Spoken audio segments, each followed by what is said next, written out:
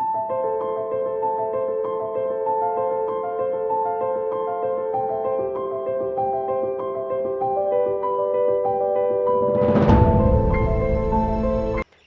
दर्शकबिन, पवित्र गार्डनमा हजुरहरूलाई फेरि स्वागत छ।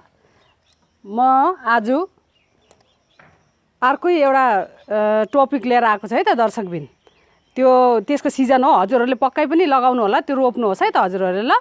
अरू त्योभन्दा अगाडि मैले देखाउन चाहेँ कि मैले अस्ति नै अहिले चाहिँ फिलहाल मैले देखाउनु थिएछ, अस्ति मैले हतार गरेर मैले अपलोड गरिहालेँ कि यो भिडियो।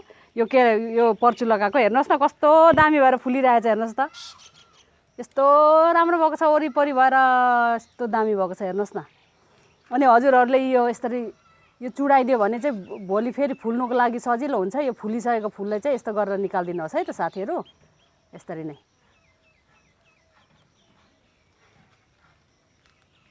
अनि हेर्नुहोस् त कस्तो राम्रो भएको छ, कति राम्रो कलर पनि कस्तो मनपर्छ यो खालको कलर छ यो पर्चुलकाको, हेर्नुहोस् त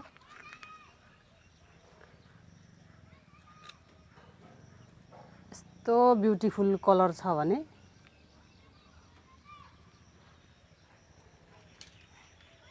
हेर्नुहोस् दर्शकबिन, हजुरहरूले यो के को प्लान्ट भनेर सोच्नुहुन्छ होला हजुरहरूले, तर यो बेगनबेलिया। हामीले पहिला के भन्थ्यौँ भने गेट फुल भनेर पनि भन्थ्यौँ है त।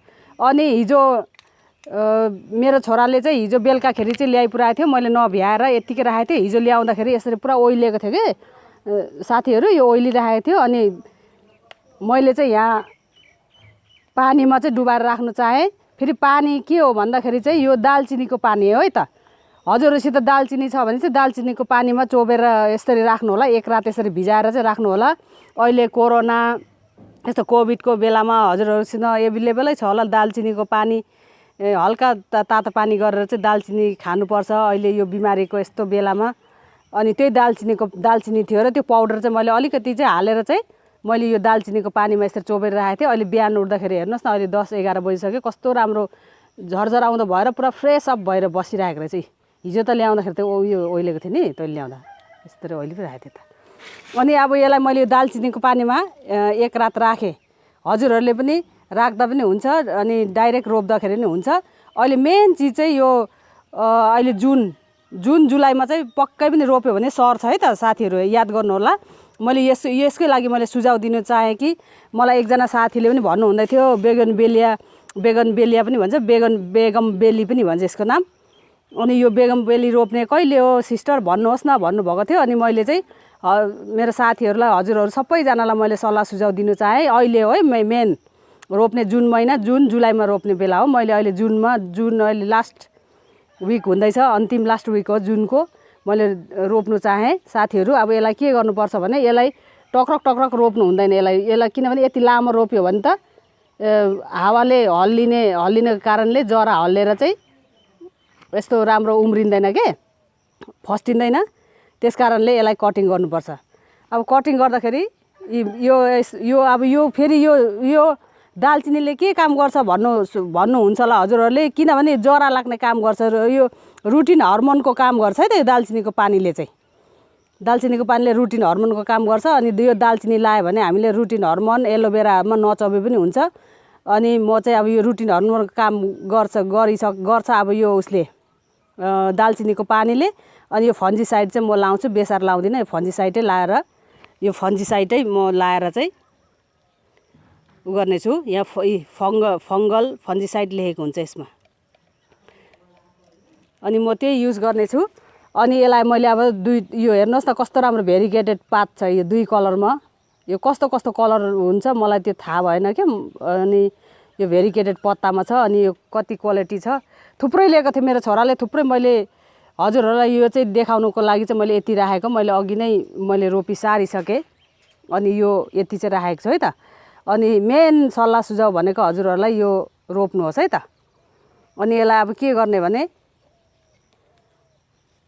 यस्तै गरेर यो कटिङ गरिदिनुहोस्, यसरी नै।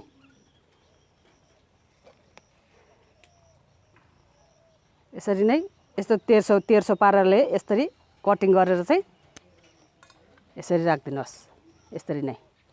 अनि यो टुप्पा पनि नफ्याक्नु होला हजुरहरूले। यो टुप्पा पनि यतिकै राख्नुहोस् है त, यसरी नै। यसको त रेडी नै छ, हिजो नै काटेर। अनि यसलाई पनि मैले पार्ट 2 गर्नु चाहेँ।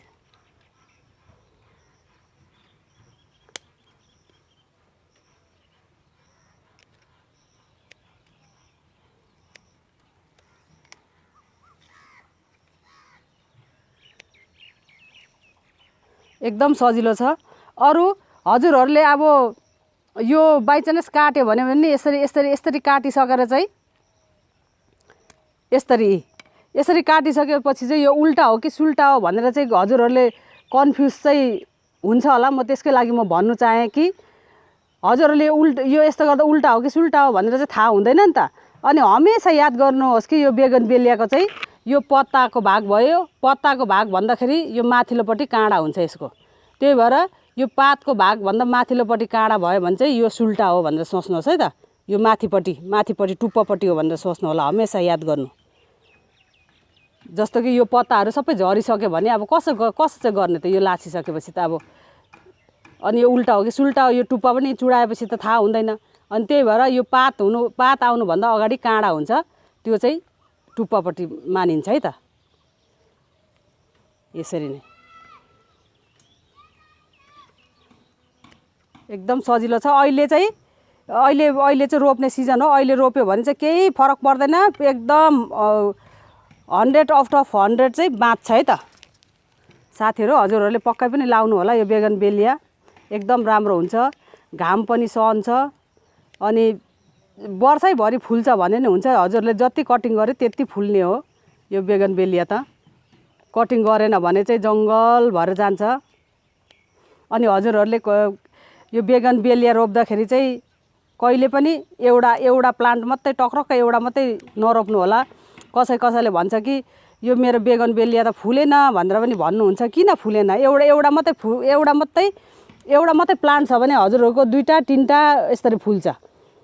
अनि अरू अनि झ्याम्मै एकदम किन फुल्छ? झ्याम्मै फुल्नेको कारण चाहिँ अब त्यो एउटा फुलबाट चाहिँ पुतलीले चाहिँ यसो गएर फुलेको हुन्छ। अनि अर्को प्लान्ट तपाईँले रोप्नु भएको छ भने अर्को प्लान्टमा यसो बस्यो भने पनि त्यसमा उयो खसी पारेको भनौँ न, त्यसमा बस्यो भने पनि त्यो पनि फुल्छ अनि यताको पनि फुल्छ। अनि त्यही भएर एउटा मात्रै प्लान्ट चाहिँ कहिले पनि नरोप्नु होला। एउटाभन्दा धेरै नै रोप्नुहोस् है त, यसरी नै। अब म पनि यो थुप्रै प्लान्ट बनाउने हो मैले, त्यसको लागि यो रोप्नु आँटेको छु। अनि यस्तै गरेर म यो फन्जिसाइडमा चाहिँ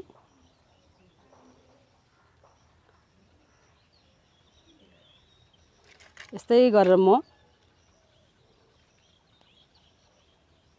यसरी गाडिदिने छु, यसरी नै।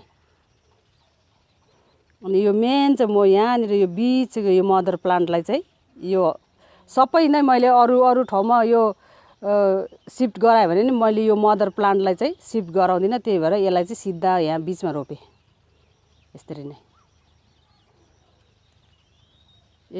मतलब फन्जिसाइड त लाइन रहेछ त।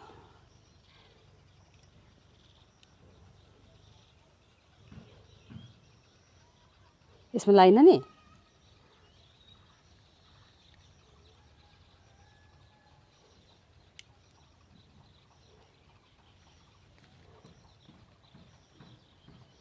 यस्तै गरेर रोप्नु होला। मैले अस्ति नै यो महिना जुन महिना लाग्दैखेरि नै रोपेको थिएँ। हेर्नुहोस् दर्शकबिन, यहाँनिर यो बेगनबेलिया सरेर यत्रो भएको छ। मेरो 5-6वटा बुट्टा भइसकेको छ, यत्रो भएको छ सरेर। हेर्नुहोस् यसरी आउँछ। अनि यो चाइनिज रोज हो। हजुरहरूले सोच्नुहुन्छ होला के रोज हो, सर्छ कि सर्दैन नसोच्नु होला। हजुरहरूले चाइनिज रोज चाहिँ कहिले पनि सिजन हुँदैन कि जहिले पनि सार्दाखेरि हुन्छ। मैले 25-30वटा मैले प्लान्ट हिजो सारेको हो, थुप्रै ठाउँमा सारिसकेको छु। यो पिङ्क र एकदम डार्क रेडको यो रोज, चाइनिज रोज पनि सारेको छु। अनि यो बिचमा चाहिँ यो बेगनबेलिया चाहिँ मैले सारेर पनि यो सरिसकेको छ, अस्ति नै सारेको यो चाहिँ।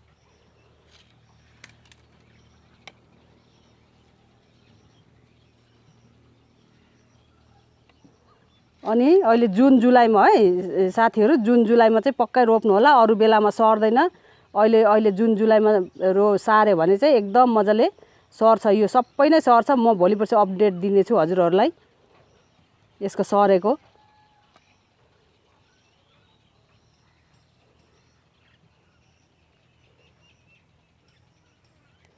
यसरी नै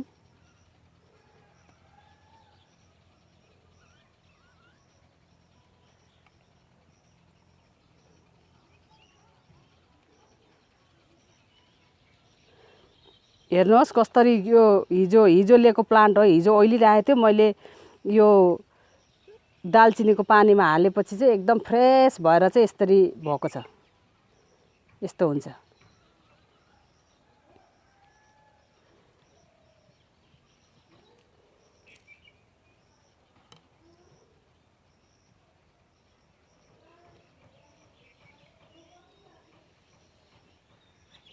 यसरी नै रोपिदिनेछु।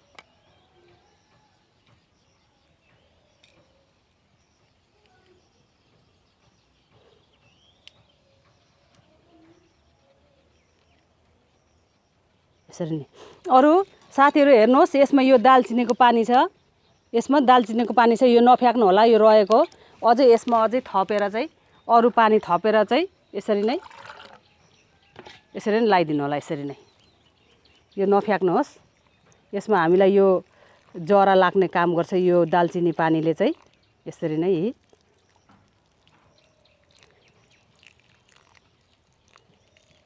यसरी बन्दा नफ्याक्नु होला।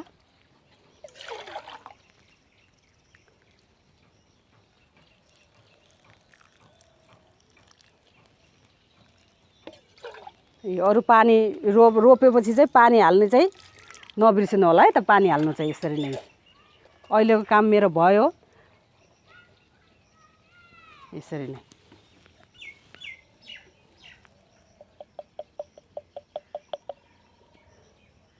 अनि साथीहरू हेर्नुहोस् एउटा कुरा, मैले अस्ति हजुरहरूलाई यो हेबिस्कस मैले पानीमा हालेर कटिङ गरेर राख्नुहोस् अनि त्यहाँबाट रोप्नुहोस् भनेर भनेको थिएँ होइन। मैले हजुरहरूलाई भनेको थिएँ। अनि यो बाहिर राख्नुपर्छ, छायामा बाहिर राख्नुपर्छ। अनि राति चाहिँ बाहिर निकाल्दाखेरि नै हुन्छ। यसरी पुरा यसरी मुना पलाइरहेछ। हेर्नुहोस् हेर्नुहोस् यो यसरी नै बिरिरी भएर यो सेतो सेतो आएको चाहिँ यो जरा लागेको हो नि यो साथीहरू हेर्नुहोस्। अनि यो अब सार्ने बेला भइसकेको छ। मैले हजुरहरूले यस्तै गरेर सार्नु होला। यस्तो भएको छ, कोही आउँछ पनि कोही आउँदैन पनि। यसरी 100% नै अब यो सर्छ भन्ने छैन, पानीमा सर्छ भन्ने छैन। यसरी चाहिँ कैयौँ मात्रामा यसरी हरियो हरियो मुना पलाएर आएको छ। म अब यसको पछि चाहिँ मेरो थुङ्गे फुल, मैले अस्ति थुङ्गे फुल मेरीगोल्ड मैले हजुरहरूलाई भिडियो गरेको थिएँ नि। अब त्यो भिडियो चाहिँ बनाएर त्यो सार्ने छु मैले। त्यो सारेपछि चाहिँ अनि यो त्यो मेरीगोल्ड भएकोमा यसरी रोपिदिनेछु मैले।